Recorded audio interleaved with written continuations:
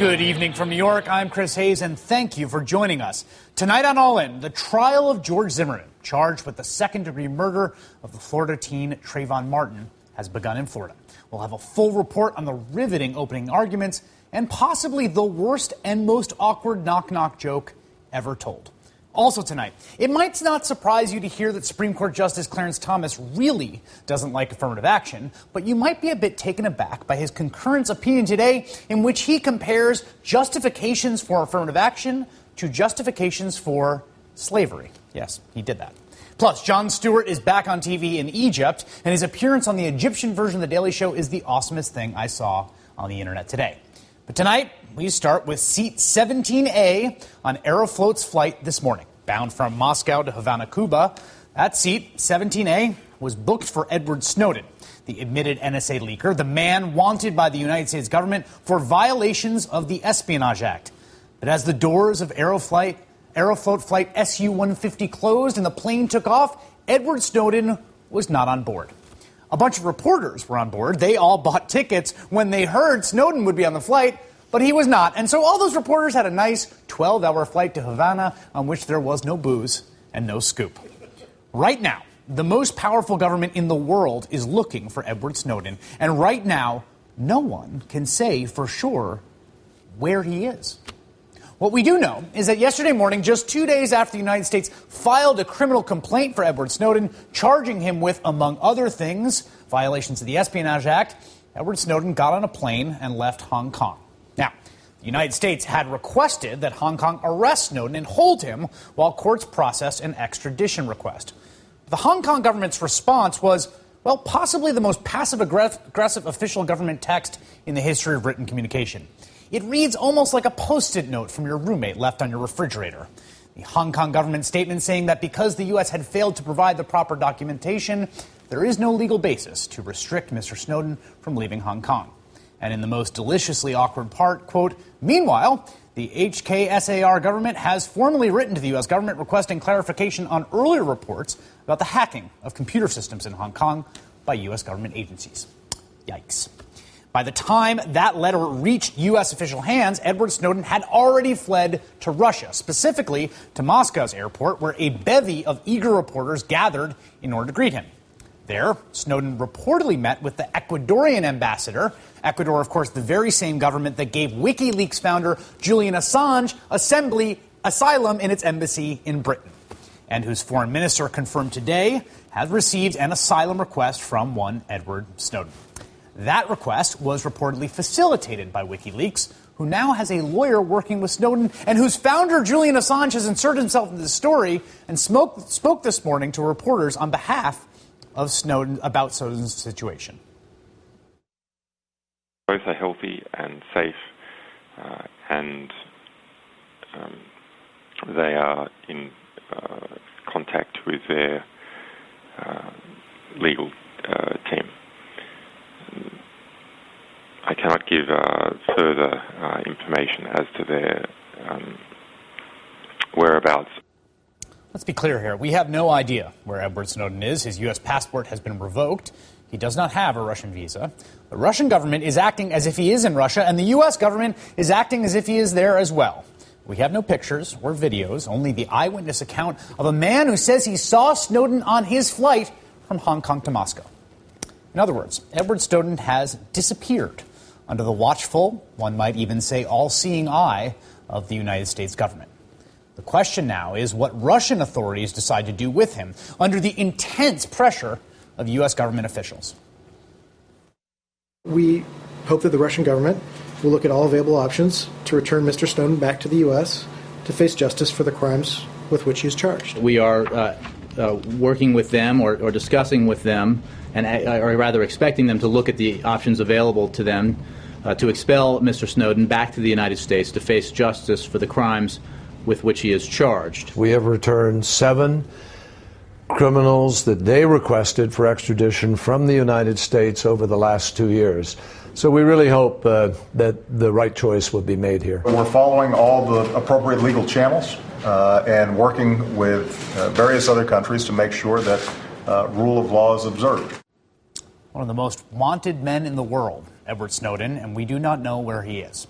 But what he does next, and the reason this is also dramatic and riveting, aside from just the basic facts of the story, is that what he does next is going to have a pretty big impact, possibly a massive, overwhelming impact on how his revelations play out politically here at home. Joining me now live from Rio de Janeiro, Brazil, is Glenn Greenwald, columnist on civil liberties, U.S. national security issues for The Guardian newspaper. Glenn, of course, broke the Edward Snowden story in The Guardian. Glenn, my first question to you is, as Mr. Snowden travels around the globe and his whereabouts are unknown, are you in contact with him still?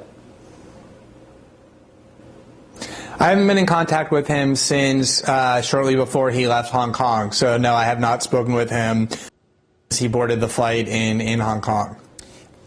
There was an article in the South China Morning Post today in which they replayed or they reprinted part of an interview with Edward Snowden in which he basically tells them that he had taken the job, his final job with Booz Allen Hamilton as a contractor at that facility in Hawaii with the explicit intention of essentially getting documents to then make public.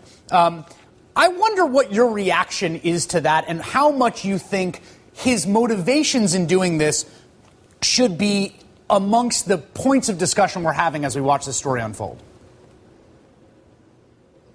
I would think that far and away the most significant point of the entire episode, where most of our focus ought to be, if not virtually all of it, is on what we have learned the United States government is doing in complete secrecy in constructing this massive spying apparatus that a secret federal court in 2011 said was both illegal and unconstitutional, and that top-level Obama officials, including James Clapper, went to Congress and lied about when explicitly asked whether it was being directed at millions of Americans. That's where the overwhelming bulk of our focus would be. As far as the specific revelation today in that newspaper that you referenced, it isn't surprising to me at all. When I interviewed Mr. Snowden, he had said that he has worked at the NSA since 2009. Prior to that, he worked at the CIA for 2.5 years, that he gradually came to see that there was a lot of wrongdoing taking place that the American people weren't aware of, and had decided rather long ago that he would take this course of action to inform his fellow citizens. And I think what he said in the interview today was essentially there was one last set of documents thought he needed access to complete the picture, to be able to present a clear and full picture to the American public about what the NSA was doing, and for that reason went and got that last job through Booz Allen at the NSA facility in Hawaii. Glenn, here's my question to you. As someone who basically thinks the things that we have learned about the government through Mr. Snowden's leaks have been vital, I am happy to know them. I much rather know them than not know them. I think there's some secret legal reasoning which has been revealed in the wake of it that has been an absolute and genuine improvement to our democratic conversation about our status and our self-governance. I am worried, frankly. I'm just going to tell you what I'm worried about. I am worried that if he shows up on the balcony of Raul Castro at some point in the next week, it will be as if everyone who has been championing the revelations has walked out onto a limb that they are now standing on him with, that is then going to be sawed off behind them, because now Mr. Snowden, the whistleblower, is in the hands of someone like, say, Castro or someone else who people generally do not view as a beacon of openness. Do you worry about that? Do you recognize the political consequences and stakes in where he actually ends up? And, let me say, I don't think anyone thinks that Cuba is his intended ultimate destination. I think much more likely is Ecuador, which, for all its very significant problems in its political system, does have a democracy, does elect its president, who is widely popular among especially the majority of the nation, who are poor people. But let me just say two things about that, Chris. One is, it doesn't matter what you think of Edward Snowden as an individual. I happen to think that what he did was quite noble and heroic and courageous. People think quite reasonably that he should have chosen a different path. Wherever you come out on that, and whether he ends up in the hands of Castro or whomever, it doesn't really make a difference in terms of what you think about what we're learning about the U.S. government. I think it's critically important that those two things remain distinct. Yeah. The other issue that I think is vital is that we should ask, why does Mr. Snowden feel a need to go and flee and run around the globe going to countries that he probably doesn't want to live in? And the answer is because we've allowed our government to persecute whistleblowers. Read the column by David Carr in the New York Times today where he says that the war on the press that the U.S. government is waging is not a matter of hyperbole, but math. Whistleblowers have no chance in this country because of this persecution, and that's the reason that he's fleeing, and that seems to me more important as well. Glenn Greenwald from The Guardian newspaper. Thank you so much, Glenn. Appreciate it. Joining me now is Goldie Taylor, contributor at MSNBC and to thegrio.com. Goldie, I want to talk to you because I've been watching all this unfold, and I think the point I made to Glenn is basically where I stand on this, which is that I think this country is absolutely created this massive metastasizing secret government in the wake of 9/11. Classification has gotten completely out of control. There are all kinds of things our government are doing that they are not telling us about that we should know, and some of which we have learned from these leaks. At the same time, as I watch the personal drama of Edward Snowden unfold with a mix of fascination and trepidation, I do feel conflicted about an American citizen who's possibly giving things to foreign agents, although there is no proof or reporting to indicate that has definitively happened. And I just wondered, as you watch this unfold, do you feel that way? Like, how are you processing this? I think that there are a lot of us from the left and from the right and from all points in between who are frankly concerned about the Patriot Act or frankly concerned about NSA and what broad sweeping powers it may or may not have. I think that there are genuine concerns about that, and that this has opened a global conversation about secrecy and surveillance around the world.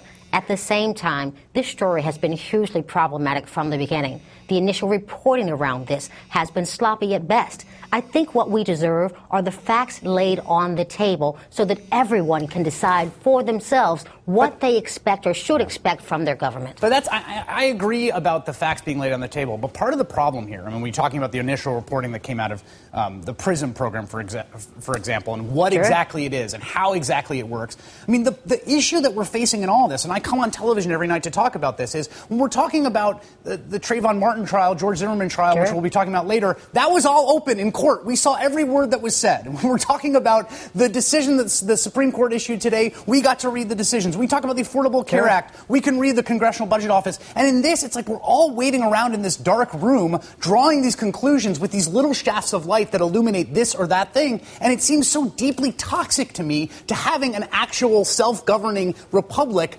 that is the basic conditions under which we are operating. Unfortunately, part of having a self-governing republic in this day and age means that there are going to be some points of secrecy that, help us to manage our resources and assets around the globe, that help us manage an entire intelligence community, which help us to manage an entire foreign affairs policy, and those kinds of things, should be kept secret. And but I agree with you. There are limits on those things. But when we're reporting about it, when we are advocacy journalists, and I do believe there is such a thing, then we have the duty to get the story right, to make sure that we check our facts against people who understand the technology that's being discussed, that people who understand, these PowerPoints that are coming out that talk about exactly what the PRISM program is and what it isn't, that talk about what direct access is and what direct access is or isn't. And so when we put stories out like that, large stories, national stories, global stories, then we ought to expect questions to ourselves, and we ought to be able to stand ready to answer those questions. Unfortunately, this first story looked like it came out, by Lilo and Stitch. Well, but here's the thing on the first issue, right? What we are seeing now is if you begin to unpack this, or you begin to reveal, okay, there's some of this program is being called into light, and I think this isn't true of the court orders of the mass collection of phone calls. That I think we're pretty square on what that is and how that works. We are. Is that when you go to folks and for confirmation, right, of course, that still is all classified. In fact, it's against the same laws that Edward Snowden is accused of breaking for anyone inside NSA to say, actually, well, this is how PRISM works. And yet that's precisely what we want, because we want, I think, as adult citizens, to know what our government is doing within the bounds of reasonableness that does not completely expose sources and methods. I think therein lies our issue. What is the boundary of reasonableness? And who gets to set that? That's right. Is it Glenn Greenwald? Is it Edward Snowden? Or is it the United States government? I mean, or is it the people that we elect to make those decisions for us? We ought to be making some of these decisions in the ballot box, frankly. Anybody who voted for the Patriot Act, we ought to be looking at them reevaluating and reaffirming this thing over and over again. And so I think we do have some power, and it's incumbent upon us to take that power. But do I trust Glenn Greenwald with that story? Do I trust an Edward Snowden to make that assessment? I'm not sure that I do, knowing what I know and what I've seen and how this story has played itself out. I will say this. I trust them to the extent that I trust knowing things rather than not knowing them. And so I agree. Sure. There is no definitive word said about what exactly these programs are and how they operate, but I'm happy to know more now than I did a few weeks ago. MSNBC contributor Goldie Taylor, thank you so much. Thank you. All right, guess who Justice Clarence Thomas compared to slaveholders and segregationists today? Me, and most likely you. I'll tell you why next.